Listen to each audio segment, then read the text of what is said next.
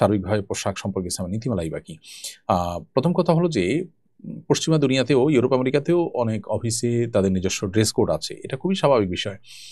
দ্বিতীয় কথা হলো যে বাংলাদেশ ব্যাংকের সেই আ আপনার ইয়েতে সেই ঘোষণাপত্রে আমরা জানি যে শুধু নারীদের পোশাকের ক্ষেত্রে নীতিমালা দেওয়া হয়নি, পুরুষদের পোশাকের ক্ষেত্রেও নীতিমালা ছিল। একটা প্রতিষ্ঠান তার কর্মীদের শালীন পোশাক পরতে বলবে।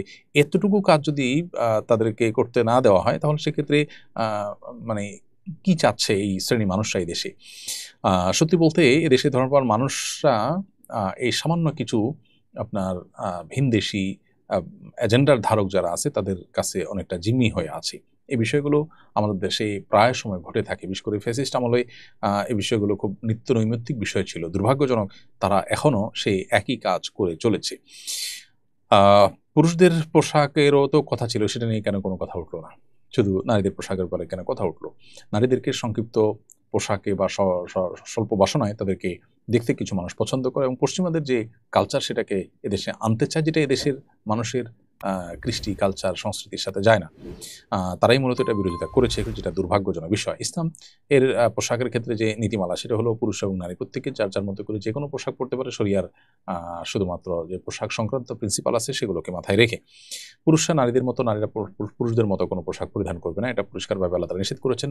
সাইকোলজিক্যালি এটা মানুষকে ক্ষতি করে এবং এভাবে নারীরা পুরুষের মতো, পুরুষরা নারীর মতো বেশ ধারণ করলে তার নানান আপনার সামাজিক এবং আরো আ বিবিধ কুপ্রভাব আমাদের সমাজে রয়েছে। সেটা আমরা প্রত্যেকটা মানুষই কম-বেশি জানার কথা। তো শরিয়া সেটাকে নিষেধ করে। সেটা একজন মুসলিম করতে পারেন না। পোশাকের ক্ষেত্রে ইসলামের সেই ড্রেস কোডটা আমাদেরকে মেইনটেইন করতে হবে। এর বাইরে পুরুষরা আ অতিরিক্ত পাতলা পোশাক পুরুষ নারী কেউই পরবেন না। যেটা আসলে পোশাকের উদ্দেশ্যকে ব্যাহত করে, শরীরের অঙ্গ-প্রত্যঙ্গকে ফুটিয়ে তোলে সেরকম কোনো পোশাক পরবেন না। এবং সতর এবং আ অবশ্য আপনার আ আ আ আপনার আবরণীয় যে অংশ আছে শরীরের, না পুরুষদের জন্য যেমন নাভি থেকে হাঁটু, আ মহিলাদের জন্য পরপুরুষদের সামনে পুরো শরীর, এগুলোকে আবৃত রাখার মতো পোশাক পরিধান করতে হবে। সেটা কি ধরনের পোশাক হবে, সেটার নাম কি হবে, সেটার আ আপনার ডিজাইন কি হবে, এবার শরীয়ত আমাদেরকে কোনো বাধ্যবাধকতা দেয়নি।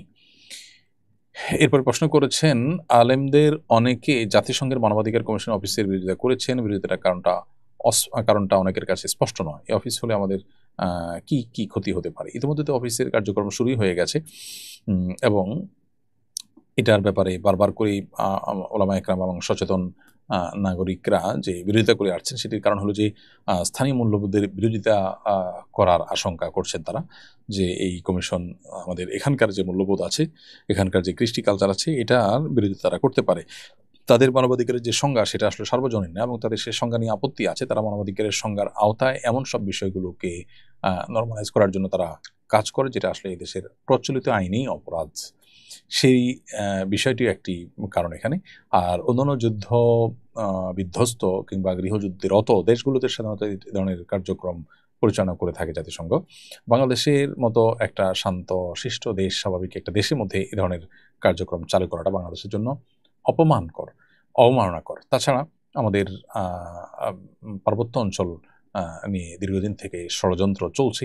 আমরা কমবেশি সেটা জানি।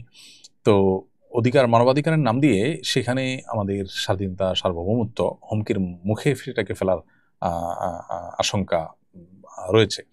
পৃথিবীর বিভিন্ন দেশে, পূর্ব তিমুর সহ বিভিন্ন দেশে এই ধরনের ঘটনা ঘটেছে এবং ধীরে ধীরে ছোট, ছোট ইস্যুগুলো বড় হয়ে একটা দেশের স্বাধীনতা, সার্বভৌমত্ব হুমকির মধ্যে পড়ার বহু নজির রয়েছে। সেই জায়গা থেকে আসলে ওলামায়ে কেরাম এগুলোকে আ আপনার আ বিরোধিতা করে। আর এই মানবাধিকার কমিশনের অফিস খোলার বিরোধিতা তারা করছেন এবং তারা করবেন। বিধায় এটা ঐতিহাসিক দলিল হয়ে থাকবে যে ওলামায়ে কেরাম এটার বিরোধিতা করেছে। সময়ই হয়তো বলে দিবে যে ওলামায়ে কেরামের বিরোধিতাটা কতটা যৌক্তিক এবং যথার্থ ছিল।